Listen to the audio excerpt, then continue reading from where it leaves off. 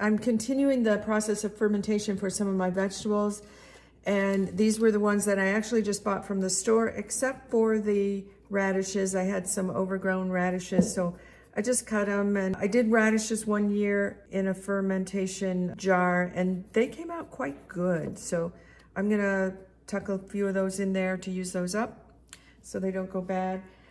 I'm gonna use some broccoli, carrots, cauliflower, and put them in chunks. I'll put all of these in the jars, just layer them in my 4 clean jars. I'm gonna use a little bit of some red pepper flakes. This is coriander seed, this is mustard seed, this is a mixture of peppercorns, all different color. I'm gonna use the dill that's already dried. And I did this for my last batch and it turned out really good. Now this I think is basil and thyme. I'm not sure if I'm gonna use those or not. And then I will pour the brine over the vegetables in the jar. I already made my brine. I made a 2% solution of brine, which is really good for hard vegetables like this. And it consists of 20 grams of non-iodized salt. I'm using sea salt. And the remainder of the jar, which will fill it to a liter. So 20 grams in 1 liter of water. And that will equal a 20% solution. And I'll just pour that over my veggies, tuck it down with a leaf of cabbage if I need to keep it under the water. Put my little mason jar on top of the cabbage leaf in each one of these after I do that, and make sure everything's down underneath the brine. The level of the brine has to cover all the veggies, or any that are sticking out get moldy. So cover it all over, put a towel across the top to keep everything clean, and let it ferment. It just depends on your taste, but when it starts fermenting and turning cloudy, you can start to taste it and see what it tastes like. And then when it's done, you put it in the fridge, and it lasts there for many months in the fridge. So ferment it to the taste that you want, anywhere between 5 or 6 days and 3 to 4 weeks for some things. And then once you have it to your taste, take out your mason jars and put a clean lid on it, wipe down any of the edges, make sure there's no mold on the outside or anything that's been sticking out of the water, make sure there's no mold. Wipe it all off really clean, put it in the fridge, and you're set. And you will have yourself a wonderful variety of probiotics, really healthy bacteria for your gut for all kinds of good reasons. I'm going to put carrots. Let's do this one, put half. Do about half.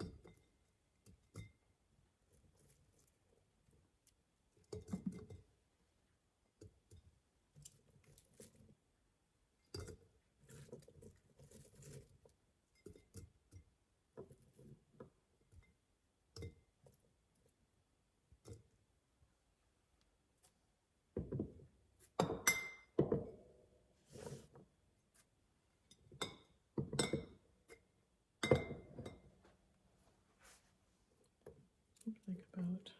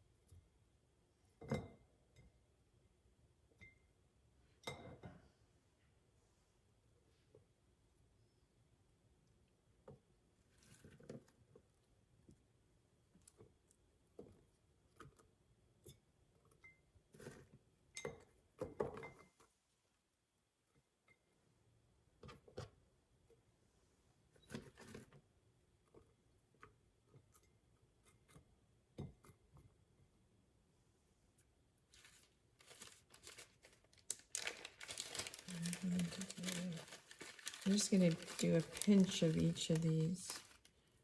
So that's red pepper flakes.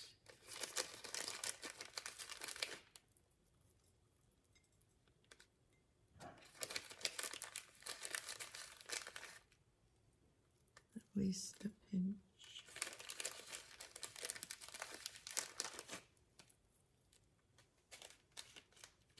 This is going to be caraway. Coriander. Coriander is cilantro, but this is the seeds. It's going to have a different flavor than cilantro. So coriander.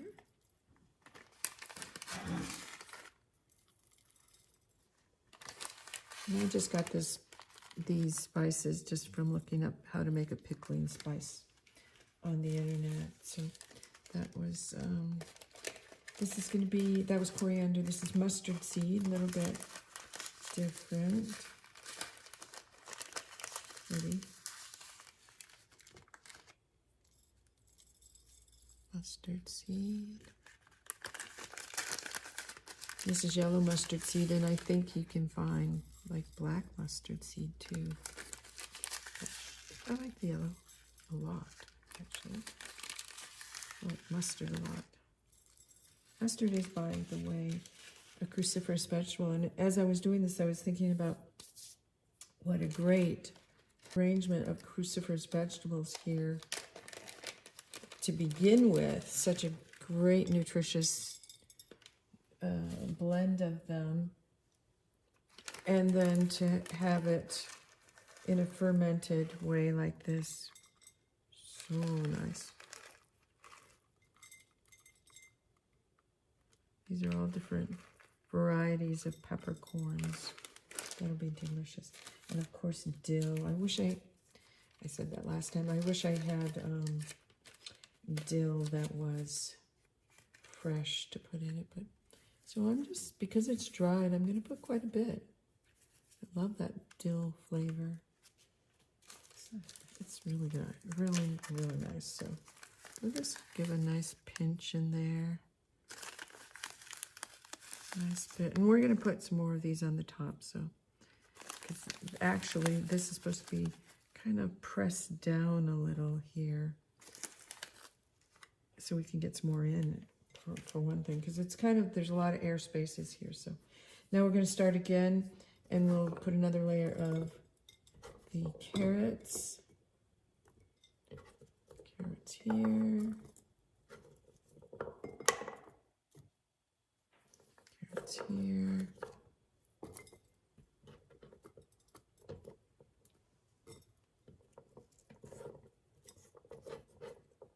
Very nice. Equal amounts, sort of. You know, it's all a bit of estimating and eyeballing. So I did carrots, and I did, let's do a little bit more cauliflower. It's starting to get full, but I haven't really pressed it down yet. I really want to press these down in there a bit. We're almost there.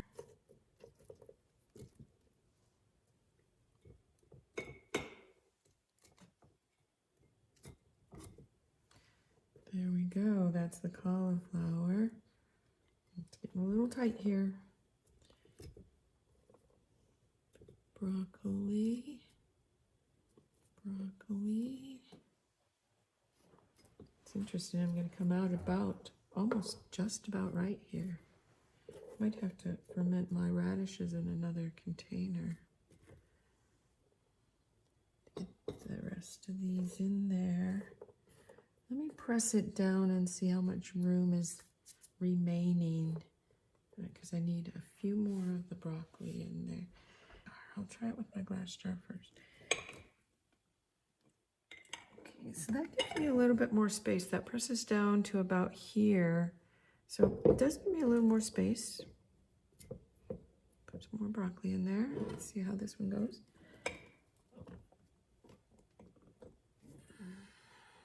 Press that, and a few more there.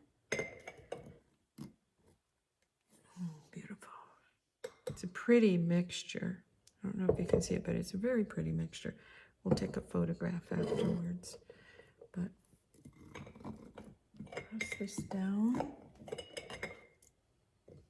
Just using the little glass mason jar. That's going to be my weight that I put on top. Now you can use this, or you can use a Ziploc bag filled with water.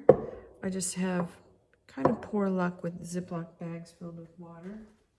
So let's put that little piece there and press this down. Maybe I should put that piece in here. Nope, oh, it's just right there. Press that down, press it down. Gosh, I probably could put the radishes in. You need to leave a little bit of space in the top because you want the water in there. Let me cut this one. Cut these up just a little bit more. And I think I might even be able to get them in there. And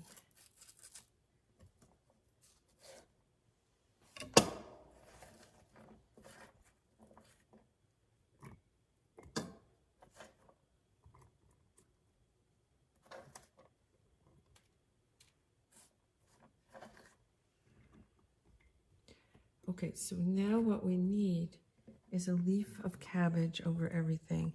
I think I may not have green cabbage, so I may be using a purple leaf, but that will be just fine. Wow, that came out so close to being exactly what I need for a mouse. Can't believe it. That was a guess. Okay, there we go. Now, cabbage leaf.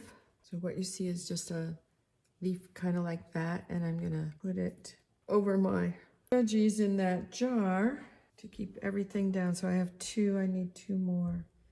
Hope I can get two more out of this without tearing them apart. That's the whole trick. I like to do it from the core part because I think sometimes it comes off a little bit easier. Just kind of pry it off is what you're doing here.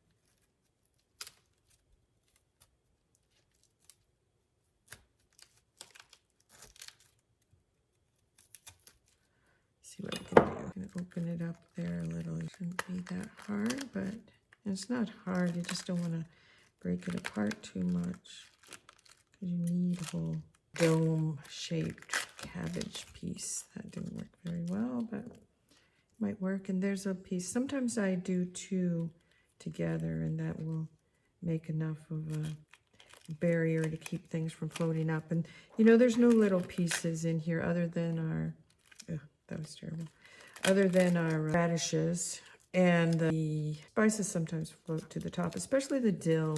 All those little dried pieces of dill floated to the top on my last batch, and I just cleaned it off the top, made sure that the top edge of the container was cleaned off after a day or so when it floats to the top. And any of these that are the wrong size, you can use them later for a salad, so you don't worry about that. Okay, I think that's what we need. Let's make it about the right size. I think it's a little big. Cut the edges off just a smidge into a little more of a roundish circle.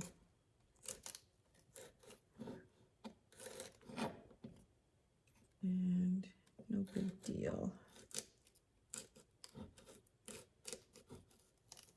And this needs to be submerged, and so does everything else under it. So it's just a nice little dome thing to put over it. I like to put it this way because I don't want air in that space when I'm filling this. So that'll be about right.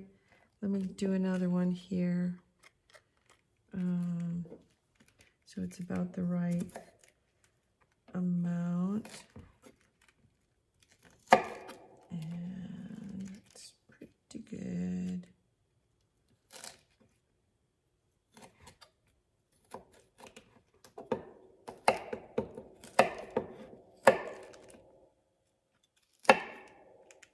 There's two.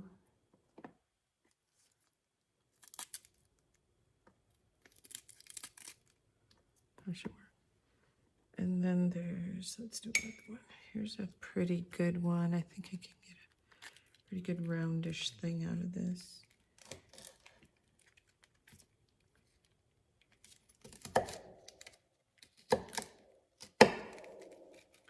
That's 3. It's not as round.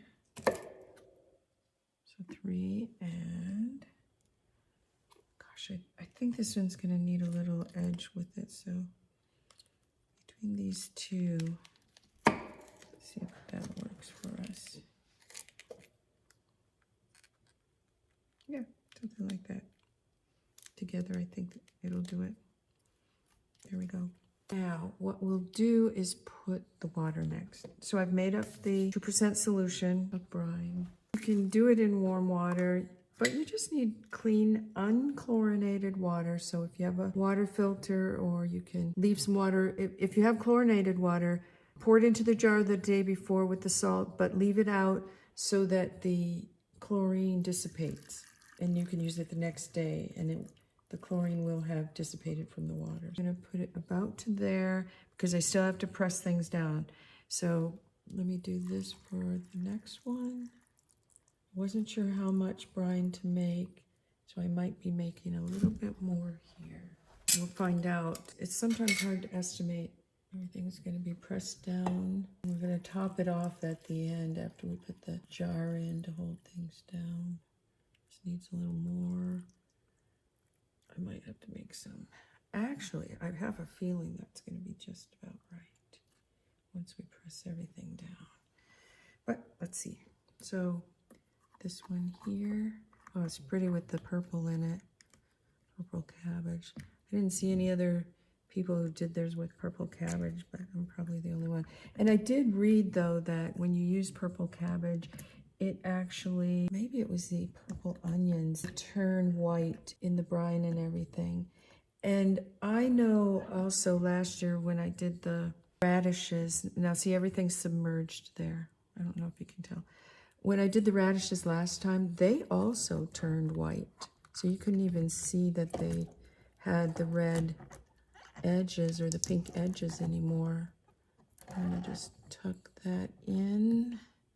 Those edges of cabbage down underneath that ridge. And we really want the cabbage submerged also. So just tuck in the edges. That looks really good. Wow. Let's do another one.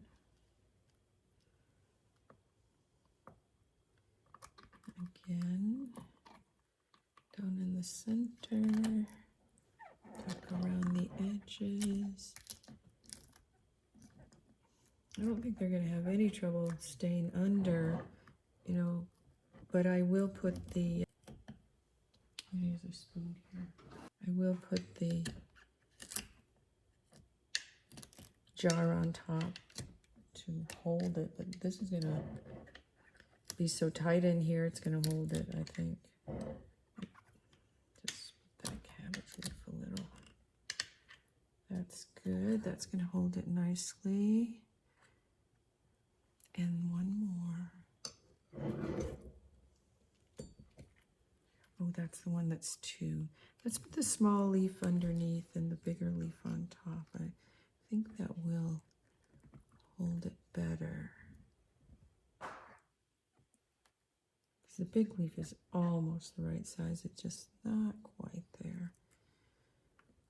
And tuck it underneath.